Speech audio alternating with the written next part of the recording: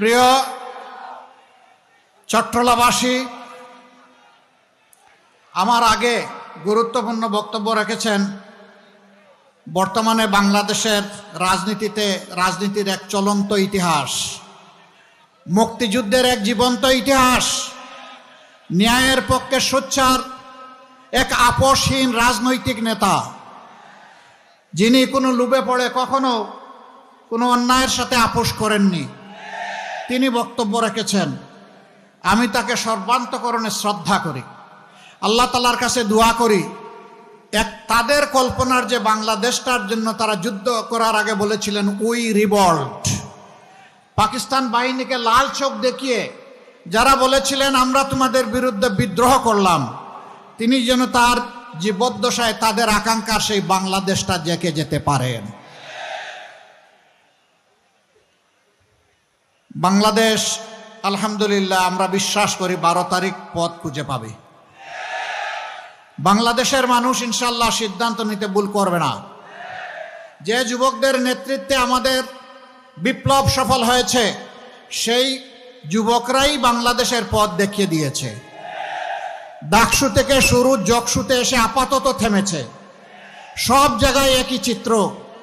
আমরা চাই দালাল মুক্ত বাংলাদেশ, আমরা চাই চাঁদাবাজ মুক্ত বাংলাদেশ, আমরা চাই দুর্নীতিবাজ মুক্ত বাংলাদেশ, আমরা চাই মামলাবাজ মুক্ত বাংলাদেশ, আমরা চাই ব্যাংক ডাকাত মুক্ত বাংলাদেশ, আমরা চাই ঋণ খেলাপি মুক্ত বাংলাদেশ, আমরা একটা মানবিক বাংলাদেশ চাই। তারা রায় অলরেডি দিয়ে দিয়েছে, 12 তারিখ ইনশাল্লাহ তাই হবে।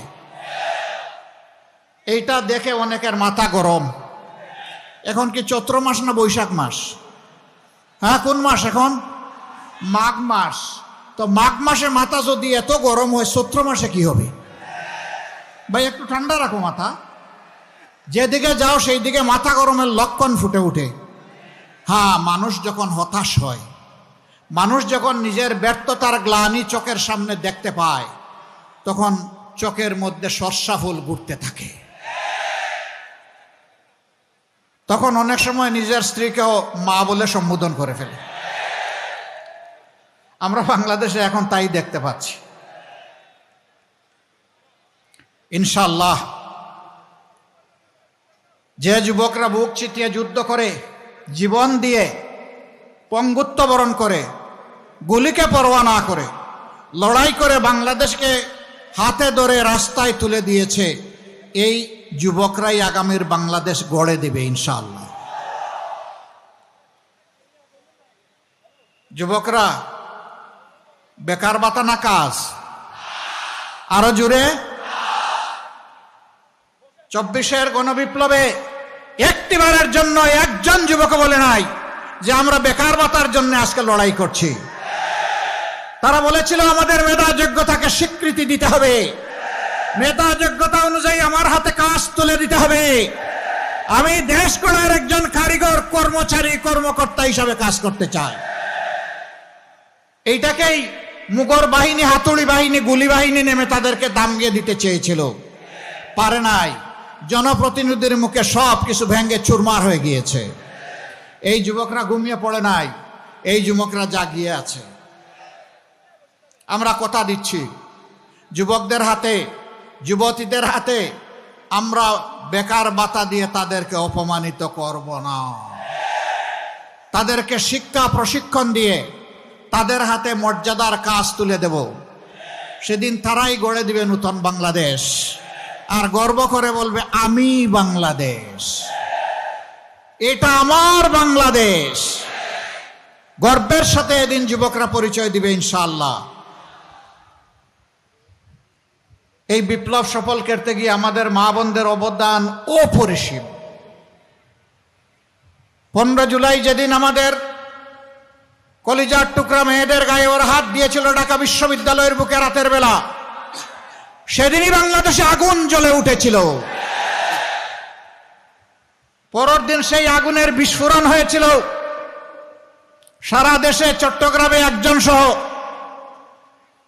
6 জন জুলাই যুদ্ধ তাদের জীবন এই জাতির জন্য উপহার দিয়েছিল। বিশেষভাবে স্মরণ করতে হয় আবু সাইদকে। বেগম রোকেয়া বিশ্ববিদ্যালয়ের মেধাবী ছাত্র রাস্তায় নেমে বলেছিল, আমার অধিকার দে, না হয় আমাকে একটা গুলি দে। ডানা মেলে পড়েছিল, বুকের ভিতরে তুমুল ঝড়, বুক পেতেছি গুলি কর। বুক পেতেছিল, পিঠ দেখায় নাই। বীরেরা কখনো পালায় না, বীরেরা হয় বিজয়ী হয়, না হয় গুলি খেয়ে শাহাদত বরণ করে। আবু সাইদ এবং তার সঙ্গীরা আমাদেরকে যাওয়ার সময় বলে গেছে, ও জাতি, তোমাদের জন্য আল্লাহর দেওয়া সবচেয়ে মূল্যবান সম্পদ জীবন দিয়ে গেলাম। আমাদের লাশ তোমাদের কাঁধে, আমাদের রক্ত তোমাদের হাতে। আমাদের লাশের সাথে বেঈমানি করবা না। আমরা যে জাতির মুক্তির জন্য লড়াই করেছি, সেই জাতির মুক্তির পথ দিয়ে হাঁটবা, সুবিধাবাদের পথ দিয়ে হাঁটবা না। রাজনীতির নোংরা রাস্তা দিয়ে আর হাঁটা যাবে না। রাজনীতির পরিষ্কার সদর রাস্তা দিয়ে, হাইওয়ে মোটরওয়ে দিয়ে হাঁটতে হবে। এই নির্দেশনা তারা আমাদেরকে দিয়ে গেছে। আমরা জুলাই শহীদ এবং যোদ্ধাদেরকে কথা দিচ্ছি, ইনশাআল্লাহ আমরা তোমাদের সাথে বেঈমানি করব না। আমরা আমাদের জীবনের বিনিময়ে হলেও তোমাদের জীবনের মতো জীবন দেব, কিন্তু জুলাই কাউকে আমরা দেব না। বলছিলাম মায়েদের কথা। এই যুদ্ধে মারা যেদিন রাস্তায় নেমে এসেছিল, তখনই স্বৈরাচার বুঝতে পেরেছিল আমার আয়ু শেষ। দিশাহারা হয়ে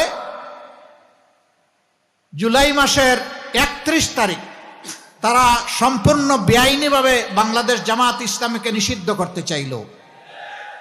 একদিন পরে 1 তারিখ সেই ঘোষণা দিল। আমি কৃতজ্ঞ, মোবারকবাদ জানাই। এই সিংহ পুরুষ, আপনাদের অহংকার, আপনাদের গৌরব। মুক্তিযুদ্ধে যিনি সর্বপ্রথম বিদ্রোহের ঘোষণা দিয়েছিলেন ইস্ট বেঙ্গল রেজিমেন্ট থেকে, তিনি সেদিন সবার আগে বিবৃতি দিয়ে এইটাকে কন্ডেম করেছিলেন যে এই ঘোষণা বেআইনি এবং এটার দ্বারা জামাতের উপর জুলুম করা হয়েছে। তিনি সবার আগে এই ঘোষণা দিয়েছিলেন। আমরা তার কাছে কৃতজ্ঞ এবং ঋণী। এরপরে তার পথ ধরে আরো সবাই বলেছেন, একে একে বিএনপিও বলেছে। আমরা সবাইকে ধন্যবাদ জানাই। আমার আফসোস, 15.5টি বৎসর আমরা তো সবাই মজলুম ছিলাম। তাহলে কিছু লোক সাথে সাথে আবার 5 আগস্টের পরে জালিম হয়ে গেল কেন? রাস্তাঘাটে, বিভিন্ন স্ট্যান্ডে, দোকানে, মিল, ফ্যাক্টরি, ইন্ডাস্ট্রি, কারখানায়, ঘর বাড়িতে, সব জায়গায় গিয়ে বলল, আমি চাঁদাবাজ, আমার অংশ আমাকে দাও, আমার অংশ আমাকে না দিয়ে তুমি কিছু করতে পারবা না। আমরা আল্লাহর পর ভরসা করে ঘোষণা দিয়েছি 13 তারিখ থেকে ইনশাআল্লাহ আমাদের মহান প্রভু আমাদেরকে একটা নতুন বাংলাদেশ দিবেন।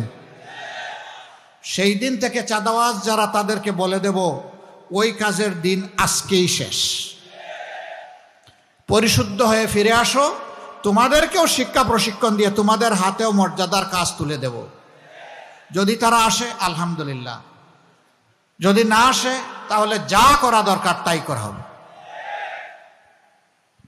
আর চাঁদাবাজি করতে দেওয়া হবে না ইনশাআল্লাহ। ঠিক যত ধরনের অপরাধ দুর্নীতি আছে, আমরা কোনো অপরাধ দুর্নীতির লেজ ধরে টানাটানি করব না, আমরা কান ধরে টান দিব ইনশাআল্লাহ। কান কোথায় থাকে? মাথার 2 পাশে না? ওই মাথা ঠিক হলে সব ঠিক। মাথা হচ্ছে জাতির নেতৃত্ব। মাথা যখন পচে যায়, শরীর আর তখন কাজ করে না। আমাদের 54 বৎসরের নেতৃত্ব নিজেদেরকে সুস্থ মাথার প্রমাণ দিতে পারে নাই। এই জন্যই জনগণের টাকা লুণ্ঠন করে এরা বড়লোক হয়েছে, কিন্তু জনগণের যা পাওনা ছিল সেটা জনগণ পায় নাই। সম্মানিত ভাইয়েরা, ডক্টর বীর বিক্রম বলেছেন, আমাদের দেশের 234 বিলিয়ন মার্কিন ডলার বিদেশে পাচার হয়েছে, মানে 28 লক্ষ কোটি টাকা। আমরা কথা দিচ্ছি, আল্লাহ তাআলা ইনসাফের সরকার গঠনের সুযোগ দিলে ওই সমস্ত লুটেরাদের পেটের ভিতর হাত ঢুকিয়ে সব বের করে আনা হবে এবং সেই অর্থ রাষ্ট্রীয় তহবিলে জমা হবে। ইনসাফের ভিত্তিতে সারা বাংলাদেশে তখন উন্নয়নে ব্যয় হবে ইনশাআল্লাহ। এখন আর 1 টাকার রাস্তা 8 টাকায় কেউ গড়ার স্বপ্ন দেখবেন না।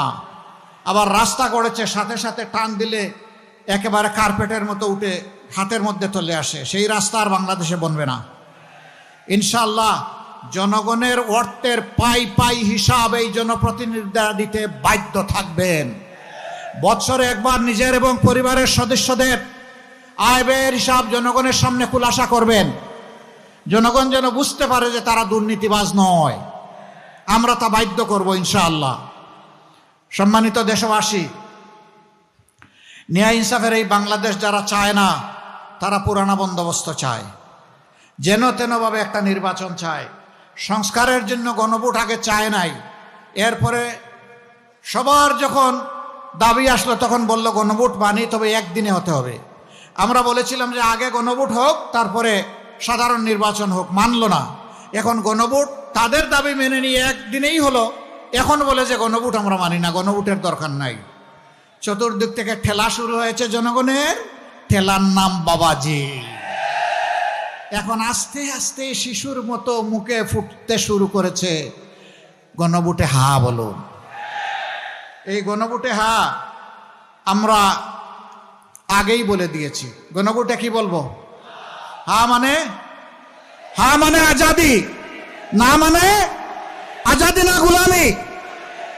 ইনশাআল্লাহ 12 তারিখ প্রথম ভোট হা, সমস্ত জনগণকে সাথে নিয়ে। দ্বিতীয় ভোটটা ইনসাফ ভিত্তিক সরকার গঠনের জন্য। সেই ভোটটা হবে এখানে দাড়িপাল্লা, পাশে ছাতা, কোনো জায়গায় ঘড়ি, কোনো জায়গায় খেজুর গাছ, যেখানে 11 দলের যে মার্কা আছে, কোনো জায়গায় এনসিপির শাপলা করি, যেখানে যেটা থাকবে ইনশাআল্লাহ সেখানে সেই মার্কার পক্ষে আমরা সারা জনগণকে সাথে নিয়ে দাঁড়ায় যাব। আমরা কথা দিচ্ছি, আমরা জামাতে ইসলামীর বিজয় চাই না। মন খারাপ করছেন? আমি সিনসিয়ারলি বলতেছি, আমরা জামাতে ইসলামীর বিজয় চাই না, আমরা চাই 18 কোটি মানুষের বিজয়। আমরা কোনো দলের সরকার চাই না, আমরা চাই 18 কোটি জনগণের সরকার, যারা দেশের মালিক হবে না সেবক হবে ইনশাআল্লাহ। আমরা সেই সরকারটা কায়েম করতে চাই। আবারও বলি, যারা মাথা গরম করেছেন মেহরবানি করে ঠান্ডা করুন। ওই মাথা গরমে আমাদের কিছুই আসা যায় না। আপনাদের ওই সমস্ত পচা কথা শোনার আমাদের কোনো সময় নেই। আমরা জনগণকে নিয়ে এখন ব্যস্ত। আগামীর নয়া বাংলাদেশ গঠন করার জন্য আমরা এখন পাগল পাড়া। আমাদের পিছনের দিকে ডাইনে বামে তাকানোর কোনো সময় নাই রে ভাই।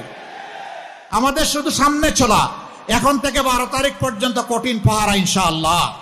জনগণের রায় নিশ্চিত করা, রায়ের হিসাব 12 তারিখ বুঝে নেওয়া, ঘরে ফিরে 2 রাকাত নামাজ, 4টা সেজদা আদায় করে আল্লাহ শুকরিয়া আদায় করা ইনশাআল্লাহ তাআলা আজিম।